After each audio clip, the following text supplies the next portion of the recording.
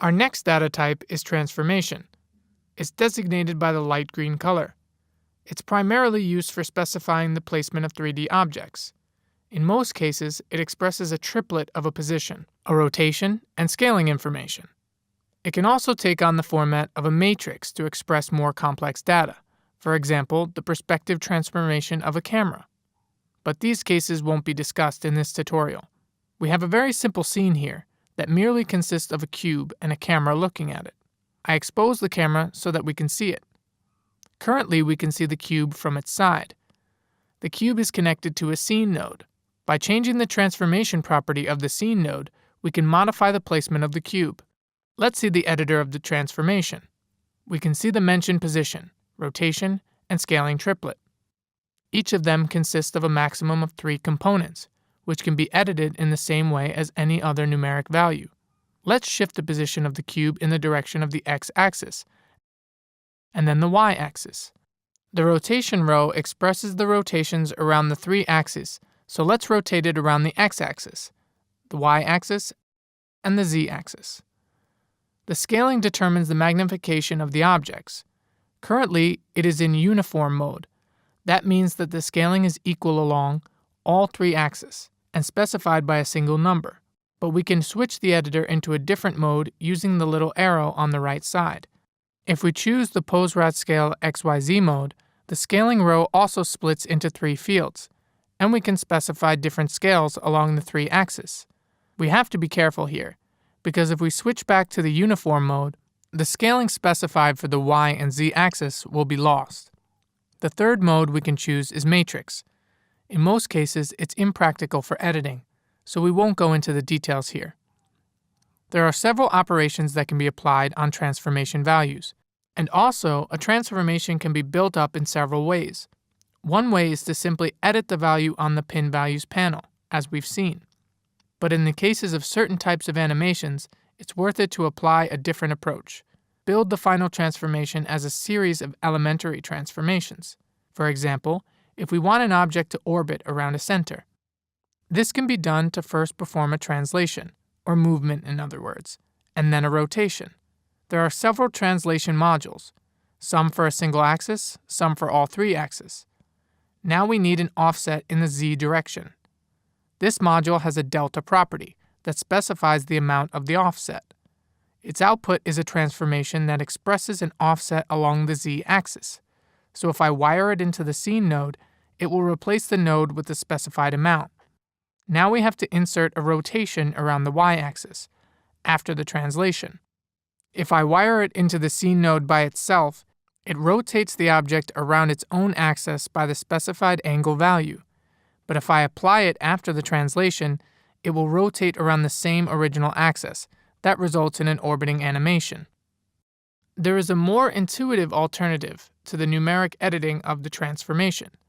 This is displaying graphical arrows or rotating rings and doing the movements by dragging them. This kind of scene editing is discussed in several other tutorials. The next data type is the collection.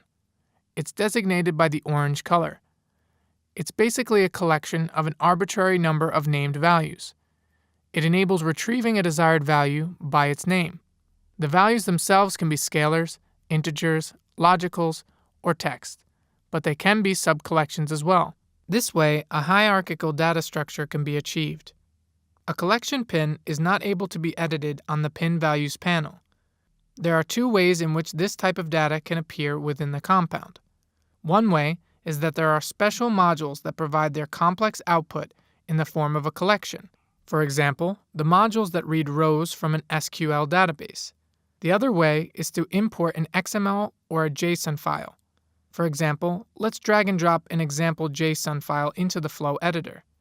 Now we have its data content from its form of a collection. The JSON file is also loaded into an external text editor. We can see a hierarchical structure here. It is converted to a collection in the following manner.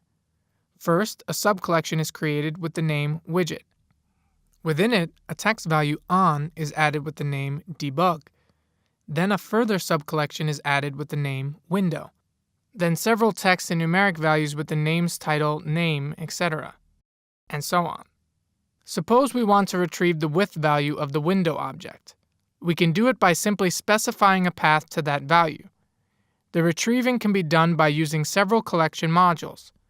Since we want to access a numeric value, we have to use a collection scalar module.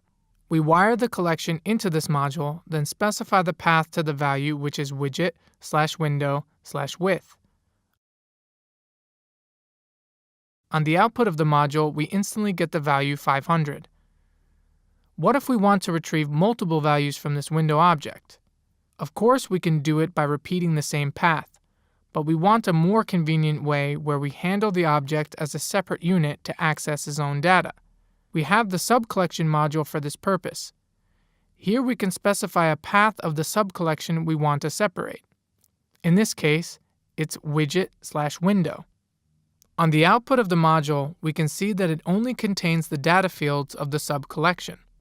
Now if we want to retrieve the data name, which is a text data in this case, we add a collection text module and only specify a relative path, which is simply name in this case. Now we have the desired data content. The advantage we've already seen with text files also applies here. If we modify the content of name to other window and then save the file, the system re-imports the file automatically, and our collection text module already gives the new value. How is it handled if the JSON file contains an array? Let's create one quickly with a few numbers. Here we have the module we previously used to retrieve the width data. It still gives the value 500, which is the first element of the array. But if we modify the index property of the module, for example, let's make it 1, then the value with the given index will be retrieved. In this case, it's the 43, index 2 is 69, and so on. If entire subobjects are organized into arrays, which is possible in JSON, then we can use the index property of the subcollection module in the same way. If the JSON file contains an error, for example, if I forget the comma here at the end of the array, we get an error message in the log complaining about the missing comma. The JSON module itself gives an empty collection in this case. If we make a mistake within the flow editor, for example, we misspell a path, we type wind instead of window, then firstly, the exist output pin of the subcollection module will change to off, designating that the data doesn't exist. Secondly, it gives an empty collection. Of course, in this case, our collection text module also refers to a non-existent piece of data, since it receives an empty collection. Therefore, it'll output an empty text.